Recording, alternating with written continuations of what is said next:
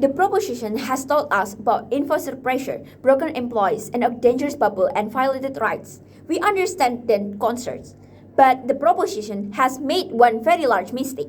They compared a perfect imaginary OpenAI to a terrible cartoonish for-profit OpenAI that isn't the real world, and I will show you why. I have three main arguments. First, the proposition alternative doesn't work financially. Second, the actual structure of OpenAI chooses a public benefit corporation that already solved most of their fears. And third, the harms they listed aren't caused by profit. They are caused by technology itself, and a non-profit would not have prevented them. Let me begin. My first argument. The proposition alternative isn't realistic. The proposition says OpenAI should have stayed as pure non-profit with a capped profit structure. They say use grant, donation, debt, and no taxes. They say this would still attract investment, but that isn't how money works. First, training advanced AI costs billions of dollars. One large model can cost $500 million just for computing power. That is before paying engineers, rent, or safety testing. Why can't grant cover this? Because largest technology foundation or the Wellcome Trust give out grants in the range of millions, not billions. Their total annual budgets are around $5 to $10 billion.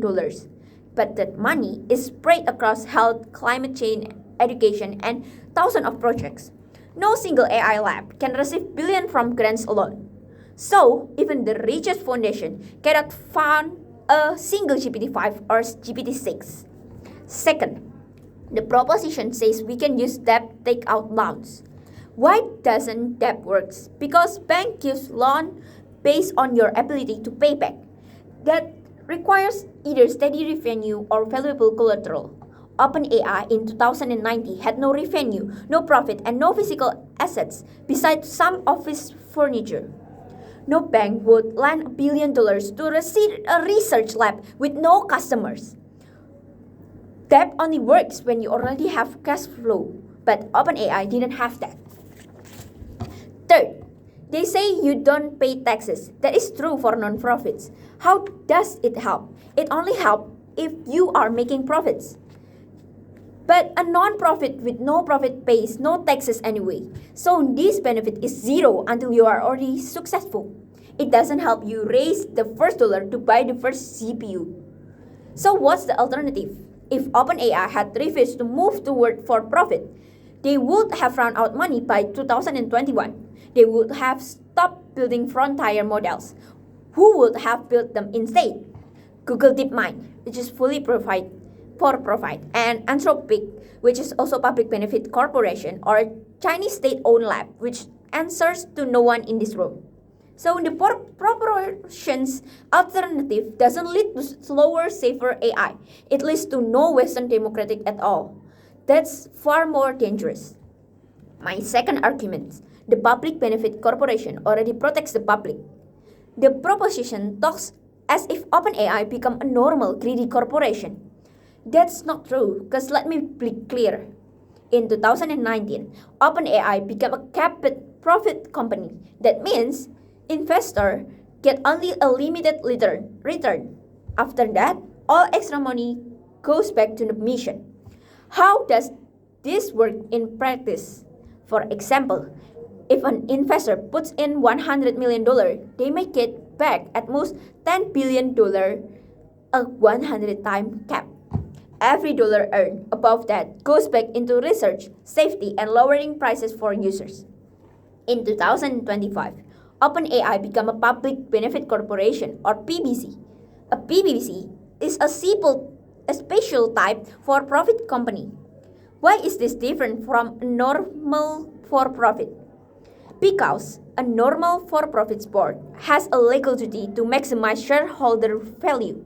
A PBC's board has a legal duty to balance shareholder value with the public good. If the board ignores the public good, they can be sued by the shareholders or even by members of the public. This is written into corporate law in states like Delaware, where OpenAI is incorporated.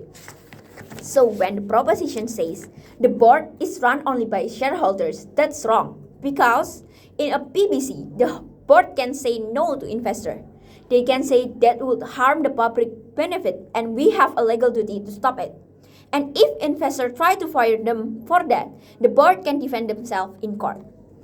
When the proposition says investor force early release, they haven't shown any evidence of that. How does BBC prevent this?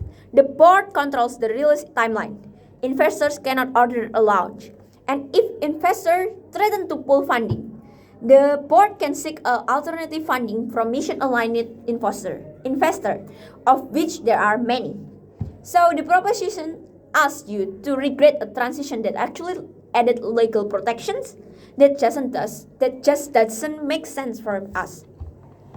Moving to my third argument, the harm they listed would have happened anyway. Let me take their three main harms one by one. Harm 1. Premature release of ChatGPT.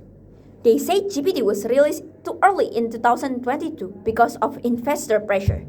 Why this argument is vague? The first of all, the evidence show it was a free research preview with warnings and the board approved it. Second, and more importantly, that release woke up the world. How? Because government only move when the public sees a problem. After ChatGPT launch, the EU fast-tracked the AI Act. The US White House issued an executive order on AI safety. Billions of dollars flowed into alignment research. If OpenAI had hidden for 5 more years, we would have no public debate, no regulation, and no safety research. The technology would have arrived silently and suddenly been everywhere, like social media, but worse. So, the premature release was actually a public service. Harm 2. Employees lose passion and loyalty. They say for-profit employees only care about money. They clock out at 5 p.m. and don't care about pro-social goals. But this is false. Why this is false? Because people are motivated by many things. Ask any OpenAI engineer why they join. They will tell you they want to solve alignment, build safe AGI, and they work 60 hours a week because they believe in the mission. Passion comes from purpose, not from your tax status. Harm 3. A bubble and economic crisis. They say for-profit leads to overinvestment, circular investment, and a crash. Why this fail? An AI bubble, if it exists, comes from market excitement, not from one company structure. Nvidia's stock goes up because everyone wants AI chip. That happens whether OpenAI is non-profit or for-profit. How BBC help? BBC has transparency requirement. They have to publish annual reports on their public benefit performance. That means problems are visible early. Let me give you simple comparison. Proposition best case is a well-funded patient, pro-social non-profit. Why doesn't this exist? This not exist. Billions of dollars doesn't come from grant and debt, and the money isn't there. Proposition worst case is a reckless for-profit that harms society. Why? Because a BBC is legally bound to consider the public good. It can be sued if it ignores the duty. And our base case is the current reality, a well-funded, legally bound, transparent organization that legally global AI development while being accountable to public benefit. How? Because we already have free ChatGPT for millions of poor users, have global regulation triggered by OpenAI products, and have safety research funded by OpenAI profits. Our worst case is the proposition world, an underfunded non-profit that failed, followed by unregulated foreign or secretive for-profit building the same technology with no public oversight at all.